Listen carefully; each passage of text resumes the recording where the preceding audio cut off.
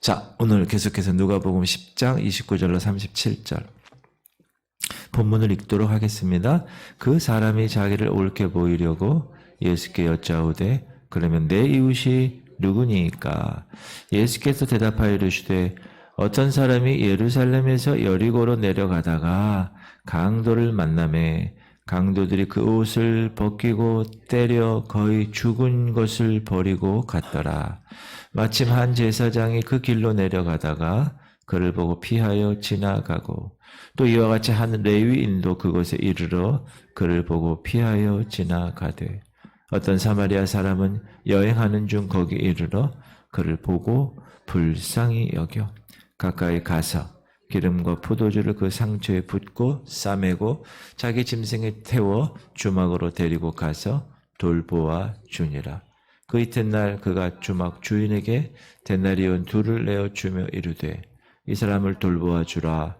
비용이 더 들면 내가 돌아올 때 갚으리라 하였더니 네 생각에는 이 세 사람 중에 누가 강도 만난 자의 이웃이 되겠느냐? 이르되 자비를 베푼 자니이다. 예수께서 이르시되 가서 너도 이와 같이 하라 하시니라. 지난 시간에 영생 문제를 가지고 예수님을 시험하려고 했던 한 율법사가 있었죠. 근데 오늘 보니까 이제 자기를 옳게 보이려고 예수님께 질문합니다. 그럼 내 이웃은 누구입니까? 이 율법사는 하나님께 대한 관념은 분명했는데 네 이웃이라고 말씀하고 있는 그 이웃의 대상이 누군지 어려운 질문을 예수님께 던진 것입니다. 이 질문을 한 까닭은 뭐냐? 바리새인 생각에는 그들의 이웃이 바리새인들이라고 규정하고 있었기 때문에 율법을 잘 지키는 자기들, 자기 유대인들, 자기 유대인들로 생각하고 있었기 때문에 예수님을 향하여서 그러면 당신은 그 이웃을 누구로 봅니까? 이렇게 질문한 것입니다. 예수님은 이 비유로 율법사의 질문에 지혜로운 비유로 대답을 하셨습니다. 그래서 이 비유를 통해서 율법에서 영생을 얻으려고 하는 그 바리새인들의 외식을 책망하시고 율법을 지키는 너희들의 그 허구성을 들춰내셔서 율법사와 예수를 고소하려고 따라다니는 그 다른 바리새인들로부터 부끄럽게 하신 것입니다. 오늘 비유를 보니까 어떤 사람이 예루살렘에서 여리고로 내려가다가 강도를 만났습니다. 예루살렘에서 여리고까지는 한 27km 정도 되는 거리입니다. 그런데 가까운 거리는 아니지만 이 길은 여행자들에게는 아주 위험한 길이고 가파른 길입니다. 제가 지도를 보여드리면 왼쪽이 예루살렘이고요. 오른쪽이 여리고입니다. 예루살렘은 해발 9km 높은 지대입니다. 여리고는 지중해 바다보다 더 낮은 오히려 3km나 더 낮은 저지대입니다. 그래서 높은 9km에서 마이너스 3km까지 가는 그 길의 여정은 상당히 길의 경사도가 심하고 가파른 그런 여정입니다. 근데 이 사람은 동행인도 없었고 같이 가는 또 그를 보호해 줄 만한 사람도 없이 혼자 이 험한 고갯길을 걸어갑니다. 근데 이런 곳에는 의뢰 강도들이 있습니다. 그래서 빼앗는 오늘도 보니 강도를 만났죠. 강도는 이 사람 붙잡고 소지품 다 뺏고 옷까지 벗겨서 그때는 옷은 아주 귀한 거니까 때리기까지 해서 거반 죽게 만들고는 그 사람을 그냥 고갯길에 버려둔 채로 그냥 가버리고 말았어요. 마침 그 길에 처음으로 지나간 사람은 제사장입니다. 제사장이란 이스라엘의 가장 거룩한 어른입니다. 하나님 앞에서 백성들의 속죄 제물을 드리는 사람입니다. 그는 가장 자비한 사람이고 하나님의 계명을 지키는 일에 모범을 보여야 되는 사람입니다. 그런데 그가 이 강도 만난 사람을 보고도 피하여 지나갔어요. 이 강도 만난 사람은 지금 당장 손을 쓰지 않으면 생명이 위독한 사람인 것이 눈에 보였음에도 불구하고 그냥 그대로 피하여 지나친 것입니다. 이 제사장은 율법을 통해서 영생을 얻는다고 믿고 있는 사람임에도 불구하고 율법에서 네 이웃을 네 몸과 같이 사랑하라고 하시는 그 율법의 명령을 알고 있음에도 불구하고 그냥 이 강도 만난 사람을 내던져 버렸습니다. 핑계가 있죠. 죽었다고 생각하고 죽은 시체를 만지면 부정하다고 생각했기 때문에 그 후에 다른 한 사람이 또 지납니다. 레위인입니다. 레위인은 레위 지파에 속한 사람들이죠. 모든 12지파 중에서 장자로 간주되는 지파입니다. 그리고 이 레위인들이 하는 일이 뭐죠? 율법을 가르치는 일이죠. 어제 우리 사무엘상 처음으로 한나에 관한 이야기 수요일 날 말씀드렸을 때 그 레위 지파에 속한 그렇죠? 사무엘 아버지가 엘가나 그 얘기를 드렸는데 레위인들은 율법을 가르치는 서기관이나 율법사들 이런 사람들. 근데 이런 사람이 그 강도 만난 사람을 보고 피해서 지나가 버립니다. 율법을 알으니까 가르치겠죠. 율법에 네 이웃을 내 몸과 같이 사랑하라고 하신 그 율법을 지키지 못하고 있다. 레위인조차. 그 사실을 예수님은 비유로서 오늘 이야기한 겁니다. 지금 율법사가 질문한 거니까. 그런데 어떤 사마리아인이 등장하는데 여행 중에 거기에 이르렀습니다. 이 사마리아는 먼저 지나간 제사장이나 레위인과는 다른 강도 만난 사람을 불쌍히 여기고 그를 돌보아 주었을 뿐 아니라 지금으로 얘기하면 자기 차에 실어서 병원에 옮기고 응급조치 시키고 응급실에다가 내가 이거 모든 비용 다 될 테니까 끝까지 돌봐 달라고 그렇게 책임을 진 사람입니다. 그러면 왜 예수님이 사마리아 사람을 등장시켰을까? 그 이유가 있습니다. 그것은 사마리아인은 율법을 모르는 사람이에요. 율법을 모르는 이방인이에요. 그리고 유대인들이 천히 여기는 존재들이죠. 개처럼. 그렇죠? 왜냐하면 자기 이 유대, 이 이스라엘 요 밑에 유다 지파 두 남유다 때 이 북이스라엘은 아수르에게 망하죠. 그 전에. 근데 아수르에게 망할 때 정책을 혈연 정책을 썼어요. 남유다가 바벨론에게 망할 때는 포로 정책을 쓰고 아수르에게 이 이스라엘, 북이스라엘이 망할 때는 혈연 정책을 써서 피를 섞은 거예요. 그래서 이 남유다 백성들은 이스라엘 백성들이 정통성을 인정하지 않아요. 그 사람들이 사마리아 사람들입니다. 나중에. 지금 그 사람들이죠. 이곳에 등장시킨 사마리아인은 유대인들이 율법을 중히 여기지 않는다고 비방하고 지금도 율법을 가지고 시험하고 있을 뿐 아니라 사마리아인들처럼 천히 여김을 받고 계시는 바로 예수 그리스도 자신을 말씀하신 것입니다. 유대인들이 보기엔 그런 거예요. 율법도 안 지켜. 예수님이. 안식일에 병도 고치고. 그렇죠? 그래서 막 천히 여기는 사마리아처럼. 이 비유에서 예수님은 죄 가운데서 구원받아야 할 비참한 죄인들에 대한 사마리아인의 그 사랑을 통해서 예수 그리스도의 그 놀라운 사랑을 나타내고 계신 것입니다. 끝까지 사랑하신 분. 그렇죠? 그러면서 너희도 이 사랑을 가지고 네 이웃을 사랑하라고 우리에게 명령하시고 도전하시고 교훈하시는 것입니다. 예수님 이렇게 얘기하시죠. 새 계명을 너희에게 주노니 서로 사랑하라. 내가 너희를 사랑한 것 같이 너희도 서로 사랑. 이건 예수님만이 할 수 있는 얘기예요. 왜죠? 예수님은 목숨을 걸고 사랑하신 분이니까. 이웃에 대한 사랑은 불쌍히 여기는 데서부터 시작됩니다.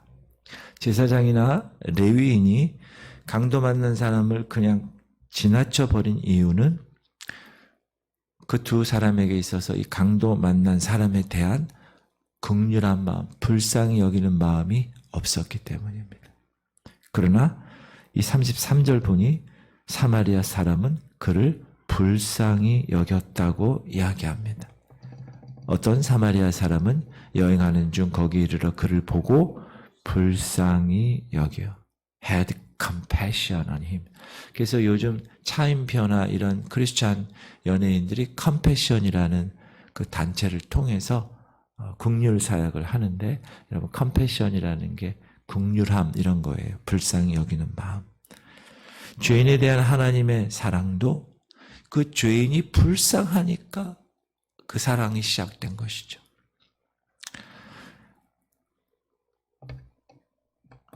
허락하지 아니하시고 그에게 이르시되 집으로 돌아가 주께서 네게 어떻게 큰 일을 행하사 너를 불쌍히 여기신 것을 네 가족에게 알리라 하시니 주께서 과부를 보시고 불쌍히 여기사 울지 말라 하시고. 이 불쌍히 여기는 마음이 우리 삶 가운데, 거듭난 사람 가운데, 저와 여러분 삶 가운데 있어야 된다. 주님은 이렇게 얘기하시죠. 서로 너희들 친절하게 하고 불쌍히 여기고 서로 용서하기를 하나님이 그리스도 안에서 너희를 용서하신 같이 하라. 불쌍히 여기라고.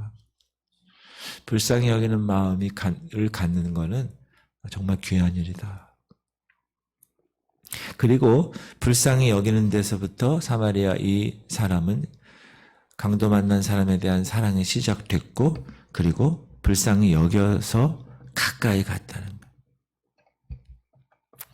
가까이 가서 기름과 포도주를 그 상처에 붓고 싸매고 자기 짐승에 태워 주막으로 데리고 가서 돌보아 주니라. 불쌍히 여기는 마음이 있으면 그 대상자, 불쌍히 여기는 그 사람에게 가까이 가게 됩니다. 왜 가까이 가죠? 도움을 주기 위해서. 불쌍히 여기면서도 만약에 도움을 주지 않는다. 그거는 그 사람의 양심, 하나님의 말씀, 마음이 원하는 것, 그거를 막는 사람이, 스스로 속이는 사람입니다.